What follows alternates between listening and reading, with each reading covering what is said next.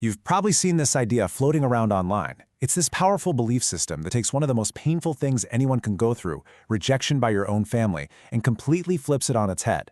The idea is that this conflict isn't about you failing. No, it's actually proof that you have a divine calling. So let's get into it and break down this worldview. I mean, this is the question at the heart of it all, right? It's from this super popular spirit guide video on YouTube that has just blown up. And you can see why. It taps right into that deep, painful feeling of being misunderstood. And then it offers this really compelling spiritual answer. So for this explainer, we're just going to map out the logic here. We're sticking strictly to the source material to see how this belief system works. Let's really break down how it manages to turn something so painful into this grand story of divine purpose.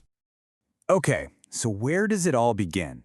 Well, it starts with this foundational idea that some people are, for lack of a better word, marked, right from birth. And this mark, it just inherently sets them apart from everybody else, especially their own family. And just to be clear, we're not talking about a physical mark here. Nope. In this worldview, it's a spiritual light. It's something people can't see with their eyes, but apparently they can feel it. And that feeling, well, the source says it often comes across as just discomfort. This quote really nails where it all starts. The first battleground? It's home.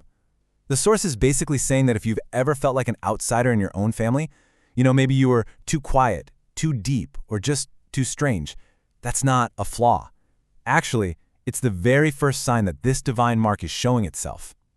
Which, leads us to the core argument. If you're marked with this special light, why on earth would that lead to rejection, especially from the people who are supposed to love you no matter what?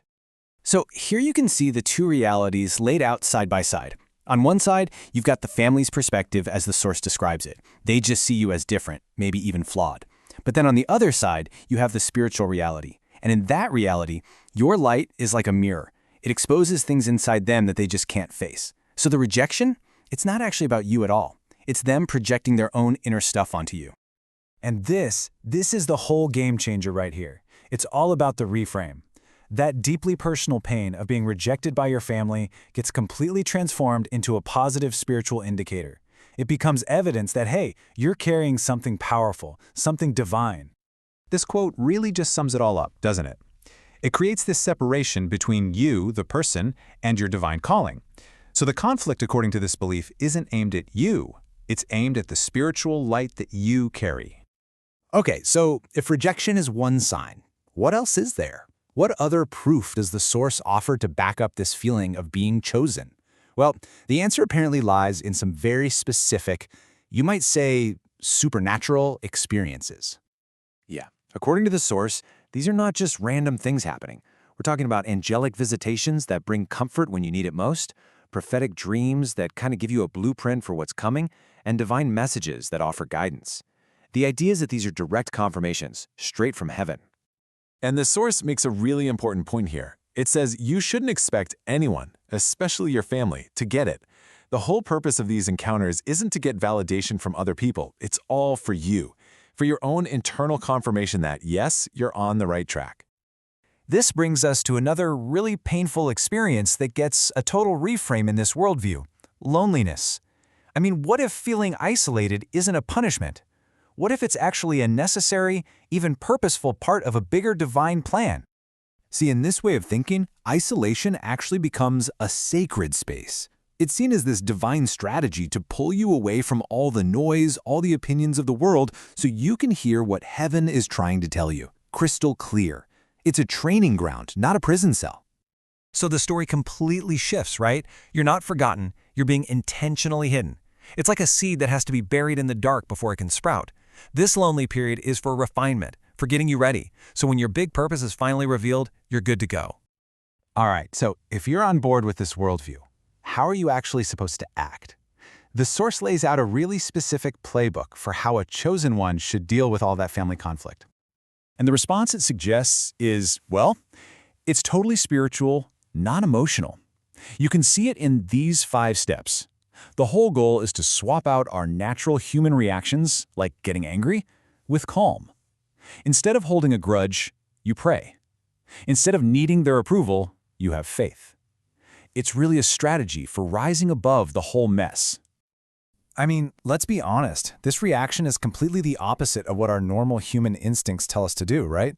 It's all about pushing past that emotional pain and starting to operate from a place of, spiritual certainty. And this is where we see the ultimate point of responding this way. Every single negative interaction, every time you're dismissed, it all becomes fuel. It's basically a test, and it's designed to push you to trust your faith more and care less about what other people think.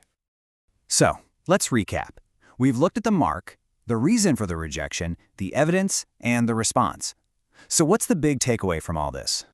When you boil it all down, this is what the belief system does. It takes all those feelings of confusion, pain, and loneliness that come with family drama, and it recasts them. Suddenly, they're essential parts of this heroic, divinely guided story. Rejection stops being a wound, and it becomes confirmation. And this right here is probably the most empowering message in the whole source video. It hits the self-worth issue head on. It basically assures you that any negativity you're getting from your family, that's not a reflection of your value. It's actually a testament to your spiritual power. And that kind of leaves us with one last thing to think about, doesn't it? When you start reframing your pain as your purpose, and you see rejection as a sign that you're chosen, what does that actually do to your identity, to your sense of self? And how does it change the way you deal with your closest relationships? It's a really powerful way to look at things.